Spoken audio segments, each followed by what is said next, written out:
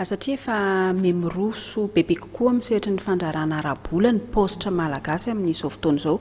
Paositra Malagasy moa izay tantany ny fanjakana dia nisy ny fiara-miasa ny Paositra Malagasy tamin'ny BIANCO hijerena paikady hoe ahoana no atao hiadina amin'ny fanodinkodinam-bola sy ny kolikoly eo anivon'ity Paositra Malagasy ity. Shahaldara-Tsimbazafy sy Rija Rakotsoan kosa no mitatra ny andindiny.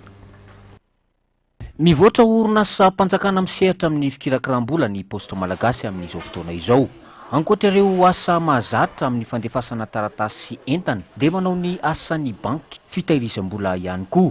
Anisan'ireo tolotra mahasintona ny sokajin'olona samihafa ohatra ny tsinjolavitra sy ny tsinjoavitra, na ny fianakaviana tsotra, na ny mpivarotra, na ireo mpandraraha madinika. Misy ihany koa amin'izao ny tetikasa hanomezana tolotra fampindramam-bola eo anivon'ny Paositra Malagasy. Mba hisian'ny mangarahara amin'ny fitantanana ara-bola dia mandrafitra paikady hisoroana ny fanodinkodinam-bola sy ny kolikoly ny mpitantana izay iarahana amin'ny BIANCO. Asa-panjakana amin'ny Paositra Malagasy, volam-panjakana, volam-bahoaka izany kirakiraina ato. Ny voalohany amin'izany izany zavatra mety atahorana, tonga mety atahorana dia ny trankana fanodinkodinam-bola panjakana.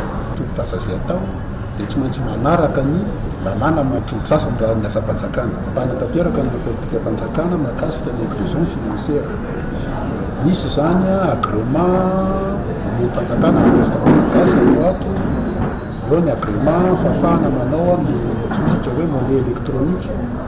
Eo koa ny agrément mahakasika ny microfinance, izany hoe atsoato zany ny birao rehetra 520 ho an'ny Paositra Malagasy dia afaka apitrosa vola ny mpandraraha madinika sy ny tsotra. Ity Atrik'asa no tanterahana teto Antaninarenina ity no handrafetana ny drafitrasa ho enti miady amin'ny kolikoly eo anivon'ny Paositra Malagasy.